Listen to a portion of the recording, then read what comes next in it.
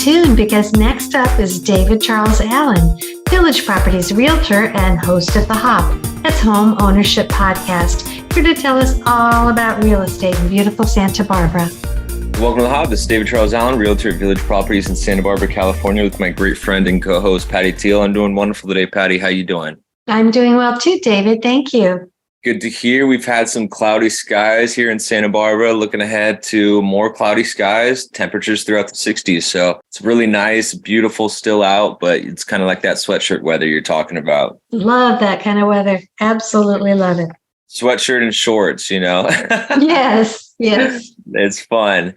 And in terms of how interest rates are performing, we're at 6% for 30-year jumbo and 6.5 for 30-year conforming. So slightly a little bit upwards for the conforming side, not by a major percentage, but that's kind of what we've been used to, is like they go up a little bit, they go down a little bit. No significant spike since a few months ago where it spiked almost a whole percent. Okay, well, we'll take that any day when it's not rising up higher. Exactly. And then that's going to influence the market too, if people are getting more comfortable with these rates. So it seems like buyers are really jumping back into the market too. And we're kind of seeing that, at least in Santa Barbara, at least, where we're seeing a lot of people still jump back into the market. We had 37 new listings, 11 price changes, 28 closed, 22 that went pending, 4 back on the market and 4 coming soon. So a huge drop in new listings, so to say. Said we were over 50 last week and we're down to 37. And it is a good little buildup of supply, though. Only 22 that went pending.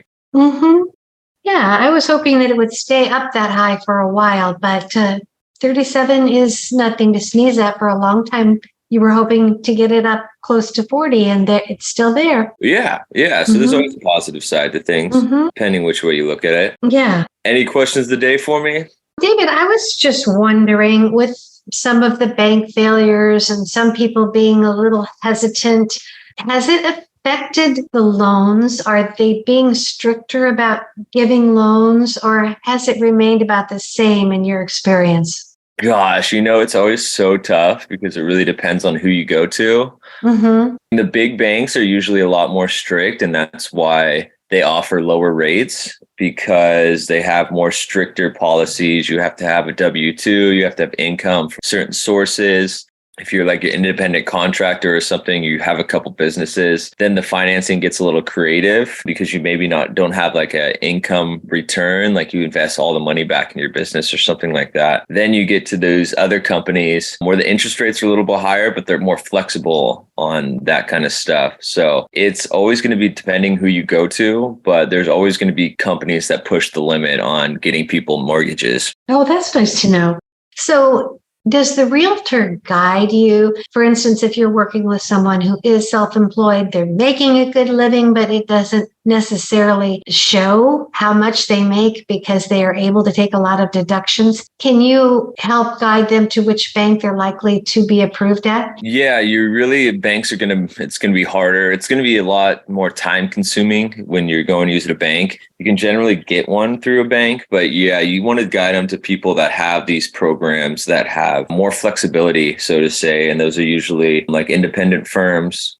Like I said, you're going to be paying a higher rate, but sometimes that higher rate is worth it in terms of not having to deal with a bunch of stuff and so much time and energy. So it's really going to come down to the person if they think saving a few $100s a month is more important to them, or if they want to go with someone where the process is going to be simpler, more straightforward, and not so intense on their search. And like some of those people that you're talking about maybe won't even be able to get approved by a bank. So yeah, that's what I was wondering. If you look at them and you think, gosh, they might not be approved by a bank because they don't show a regular salary, it's just something a little bit different. Do you guide them at that point to a different kind of a lender? I think the facts are you're always going to be able to get a mortgage. It just depends how much do you want to pay in interest. If you're able to, in a sense, afford it, but the books might not show it, someone will give you a mortgage, but it may be way more than you want to pay. So I understand. Yeah.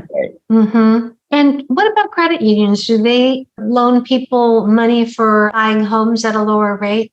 Yeah, credit unions, I wouldn't say they're lower rates. It's really going to be dependent on the credit union itself. I'm not saying all of them. Some maybe have lower rates, but I know they're pretty similar to banks in a sense. Some of them have programs and stuff like that. So it's really going to be dependent on which credit union you used and stuff like that. Interesting. Whole nother aspect to buying a house is then getting it financed. Yeah, the financing is probably the most stressful part because with interest rates being so fluid and then also prices being fluid as well, you're going from like, my budget's $1 million and I'm locked into $5,000 a month. And then a month later, your budget's still $1 million, but your mortgage payment is $6,000 a month. Oh dear. Yeah.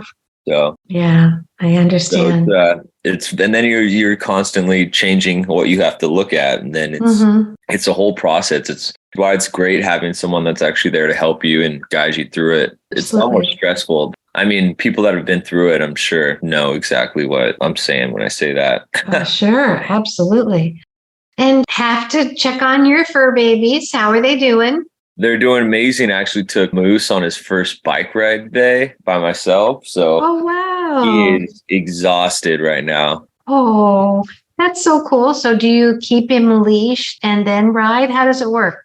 Yeah, so I keep him on the leash and hold the leash. But like when we're in the kind of like an open area with no cars around or anything, all he wants to do is grab the leash from you and then run it with him in his mouth. So he's like totally independent. He's holding his own leash and he's just running. He's taking you for the ride. Yeah, I'm just biking. I don't have to hold his leash and he's just running right next to us. Yeah.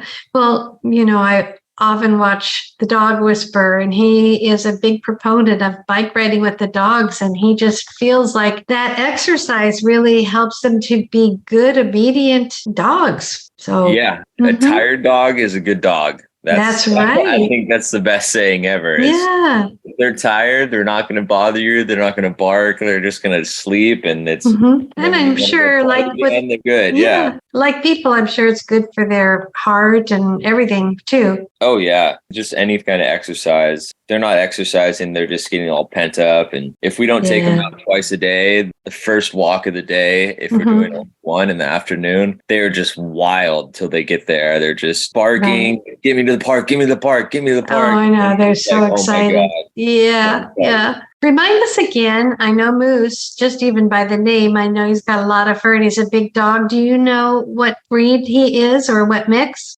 He's a golden retriever mixed with a hoverwort, or a hoverwort. I forget which one it is. So he's like kind of looks like a really thick golden retriever, but he's all black. Oh, I think I've seen dogs like that. Yeah. Yeah. Kind of looks a little like a bear. Kind of, yeah. I mean, some people think he's like a black golden or a flat coat golden retriever. He has that little hoverwort mixed in with him. So, well, he sounds like a great dog, as they all do. So they all are, yeah. Yeah. Well, thank you so much, David. It's great talking to you, and I hope you have a great week. How would people get a hold of you if they would like to meet with you about property in Santa Barbara? Yeah, my number is 805-617-9311, and my email is david@davidcharlesallen.com. Thank you so much, David. All right, Patti. See you next week. Absolutely. Bye. Bye.